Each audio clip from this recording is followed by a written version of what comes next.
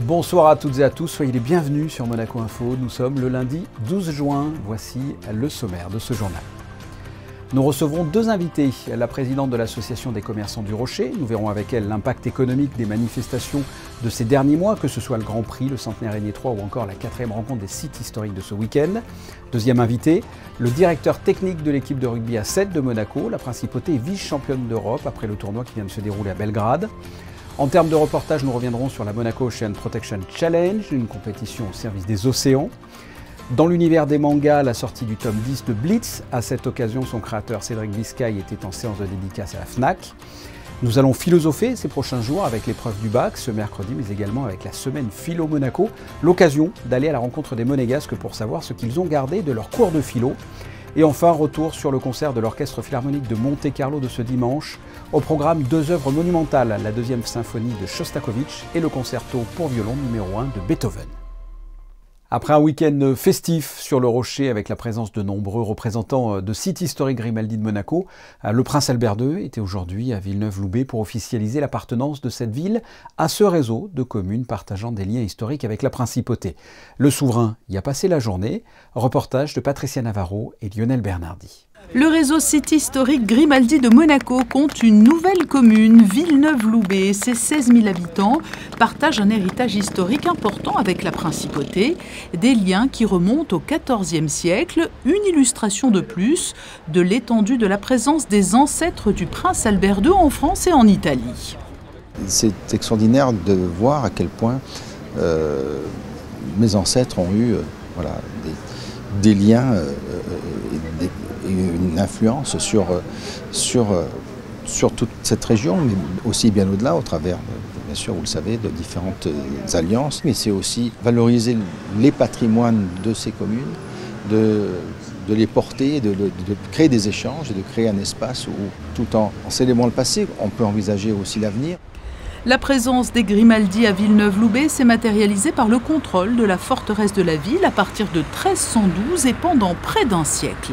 Villeneuve-Loubet est entré dans le giron des Grimaldi quasiment en même temps que Monaco, puisque c'est Régnier Ier, donc quasiment le fondateur de la dynastie, même si Régnier Ier n'a jamais été seigneur de Monaco.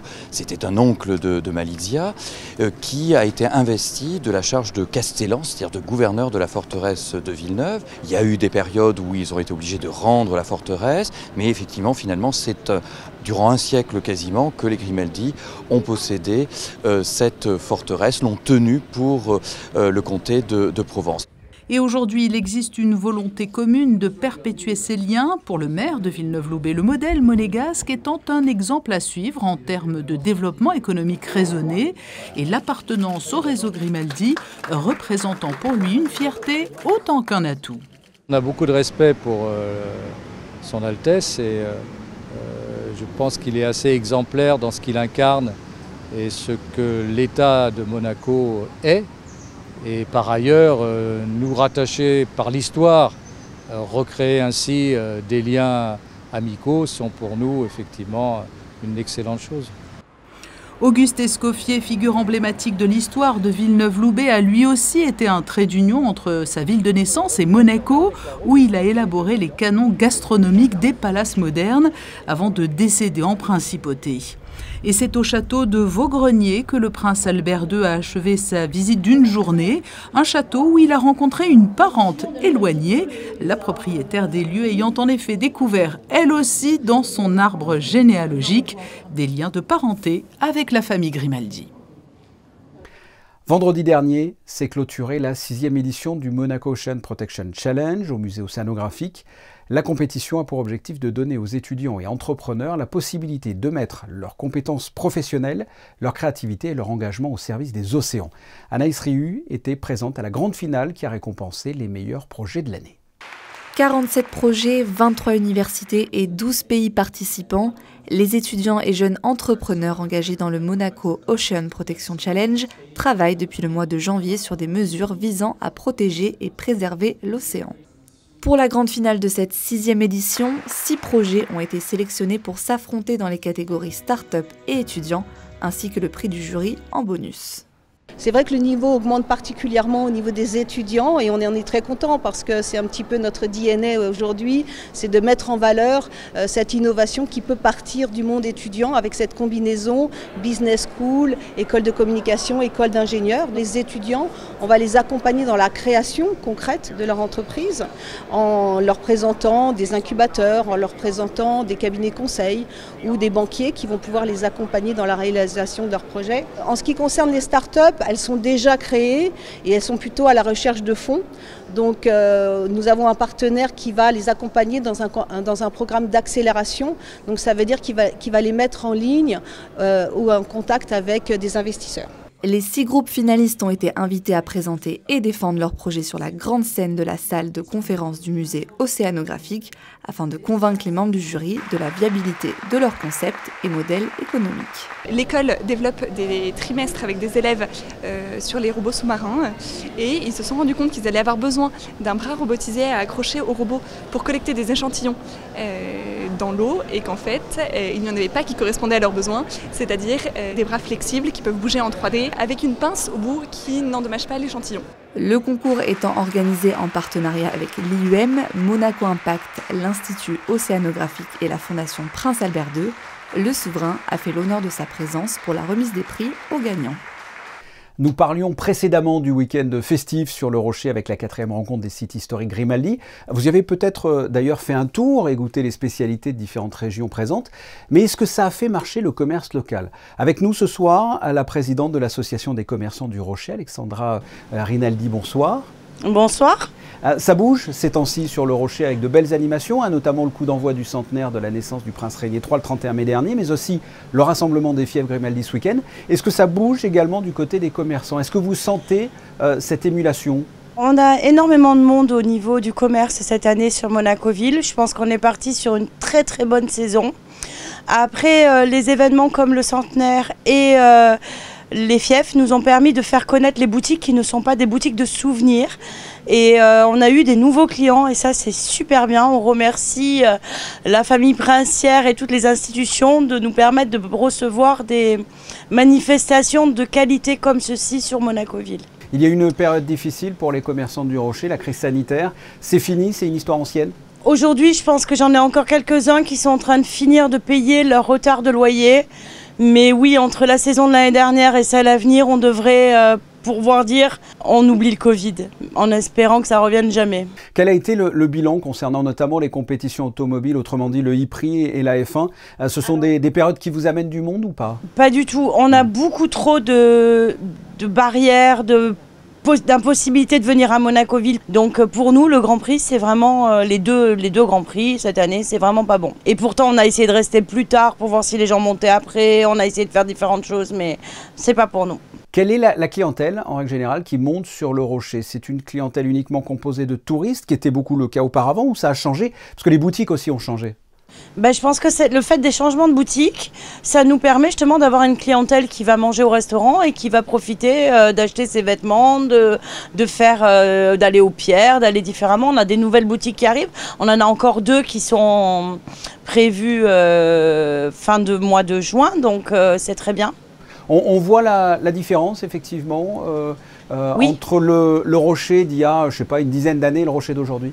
Ce qui est certain, c'est qu'il y a beaucoup de boutiques qui étaient du souvenir, qui deviennent des boutiques autres. Et ça, c'est super bien pour Monaco et pour Monaco-Ville, parce qu'on peut travailler toute l'année. Le Rocher va être en fête cet été, comme les autres années, avec des animations estivales? Alors non, on vous prépare une petite surprise pour cet été, c'est-à-dire que bon, on a déjà la mairie qui va nous faire une soirée enfantine. Nous allons nous baser sur le week-end après la rentrée des classes en septembre. Avant le Boccio, on voudrait faire un festival de rue. Donc on est en pourparlers justement avec le Welcome Office pour centrer ça sur cette période-là, qui est une période où il y a du touriste et en même temps les locaux qui pourraient profiter de Monaco-Ville. Ce sera plus facilement gérable que des soirées sur l'été. Mais écoutez, on en parlera à l'occasion. Alexandra Rinaldi, merci. Merci à vous et puis merci de votre soutien. Ben, je vous en prie. Après le succès des 9 premiers tomes, avec plus de 130 000 exemplaires vendus, le tome 10 du manga monégasque Blitz, créé et scénarisé par Cédric Biscay, a été publié le 8 juin dernier. Eh bien, à l'occasion de sa sortie, l'auteur était en séance de dédicace à la FNAC, au plus grand plaisir de ses lecteurs. Reportage d'Anaïs Riu. Il est made in Monaco et traite du grand tournoi d'échecs organisé au Casino de Monte-Carlo. Le tome 10 du manga Blitz vient de paraître en librairie.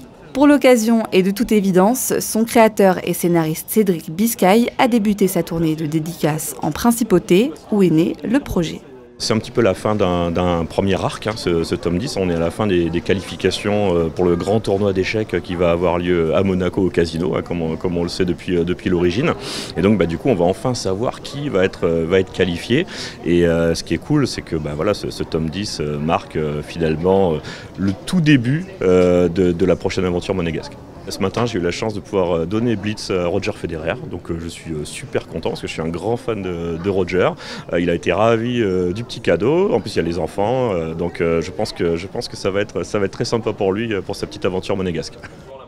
Après Roger Federer, Gareth Wittstock, frère de la princesse Charlène, a également fait la surprise de sa venue. Blitz se passionne petits et grands, venus nombreux des étoiles plein les yeux à cette séance de dédicace au cœur du Métropole Shopping Monte-Carlo. J'aime beaucoup parce que je trouve que le fait qu'ils mettent le jeu des échecs en mode combat dans un autre monde, je trouve que ça donne encore plus d'énergie au match. Et du coup, tu ne peux pas t'arrêter de lire, c'est toujours accroché. Tu es toujours accroché à l'histoire.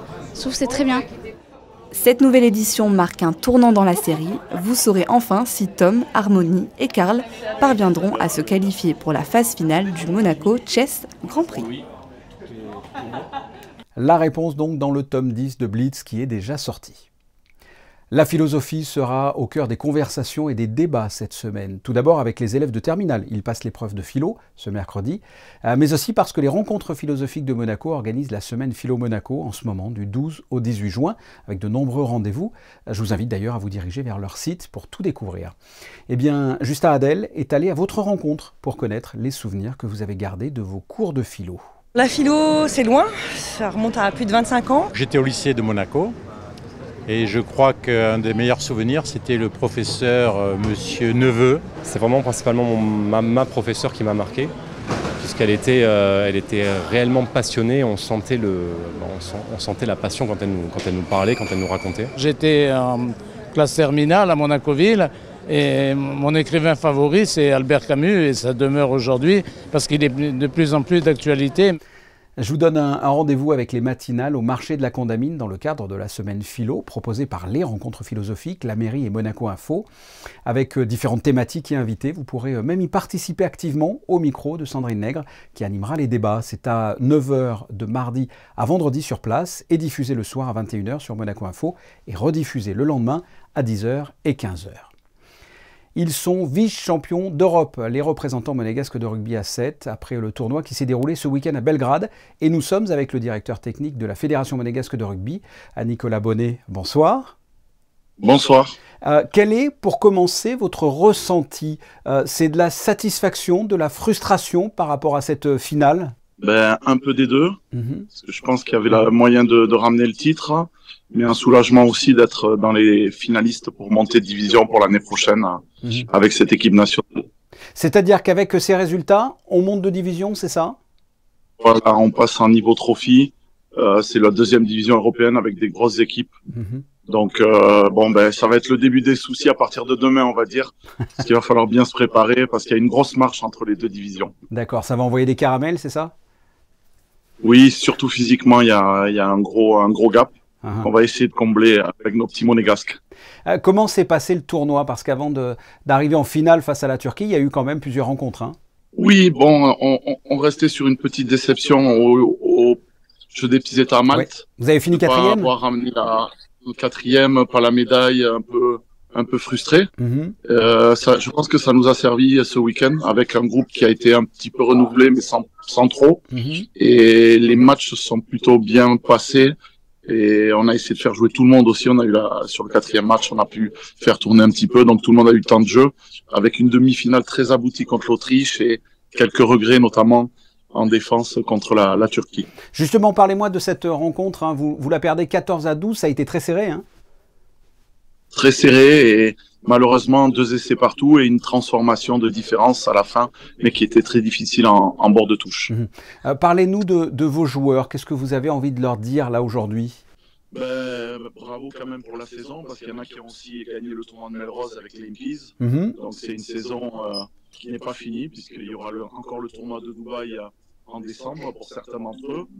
Et puis de les remobiliser à partir de septembre pour essayer d'exister au niveau supérieur. Je le rappelle, on l'entend, hein, parce que vous êtes en transit, vous avez accepté de répondre à nos questions, vous êtes à Munich, vous êtes parti de Belgrade à Munich et puis vous rentrez là sur Monaco. Donc on entend l'appel, vous avez peut-être même monté dans l'avion. Donc je le rappelle, Monaco est vice-champion d'Europe de rugby à 7. Félicitations et merci d'avoir répondu à mes questions. Merci beaucoup, merci à vous. Je vous donne une date et par la même occasion une idée sortie à l'occasion des Journées européennes de l'archéologie. Le musée d'anthropologie préhistorique de Monaco organise une animation le 17 juin de 18h à 19h avec des visites guidées, des 2 expositions temporaires d'un monde à l'autre et Albert Ier, un prince préhistorien, sans oublier la visite du laboratoire de recherche suivie par un atelier ludique autour du feu. Dans un autre registre, un concert a été donné ce vendredi au Fort Antoine avec un duo, un accordéoniste et un joueur de cor des Alpes. C'est l'instrument le plus long au monde, souvent dans les 3,50 m. Cet instant atypique a été organisé par l'association monégasque pour la promotion et le développement de l'accordéon et le bandoneon. On passe d'un concert à un autre avec celui donné par l'Orchestre Philharmonique de Monte-Carlo ce dimanche à l'Auditorium Régnier 3. Monumental, c'était le titre et la thématique de cette journée. Au programme, 2 œuvres effectivement monumentales, la 2e symphonie de Shostakovich et le concerto pour violon numéro 1 de Beethoven. Reportage de José Sacré et Olivier Bonello.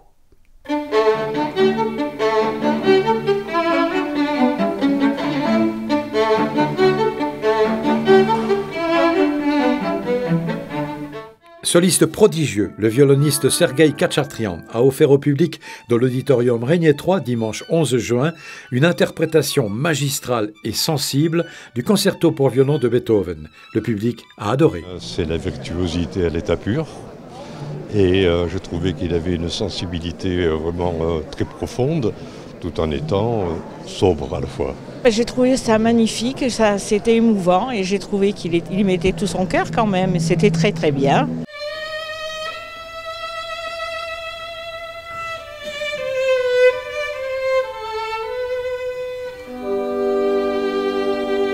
On peut le jouer avec un peu plus de son, mais moi personnellement je l'aime comme ça. On regrette seulement que Beethoven n'en ait composé qu'un. Il a la musique dans son corps qui passe dans son violon. C'est vraiment, pour moi c'est le plus grand du monde actuellement.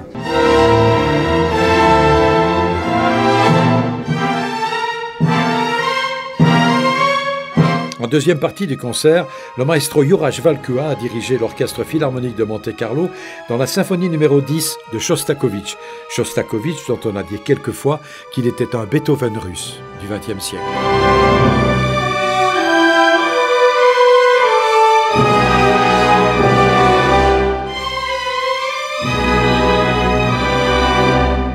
Prochain rendez-vous avec des musiciens de l'Orchestre Philharmonique de Monte-Carlo ce jeudi à la Maison de France pour un happy hour musical à 18h30.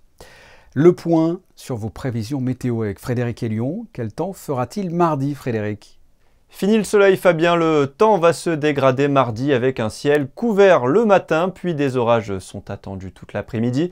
Les températures seront comprises entre 18 et 21 degrés mardi 13 juin. Vous pourrez souhaiter une bonne fête à tous les Antoine. Merci Frédéric. Les photos de fin de journal de Manuel Vitali sont consacrées justement à des photos, celles de l'artiste brésilien Mauro Restiff, qui en 2018 a mitraillé avec son objectif la villa de Saint-Jean-Cap-Ferrat, Santo Sospir, que Jean Cocteau a entièrement tatoué, si l'on peut dire, dans les années 50. Nous recevrons d'ailleurs en invité demain la commissaire de l'exposition. Ce journal est terminé, on se retrouve mardi 19h. Je vous souhaite de passer une excellente fin de soirée. Au revoir.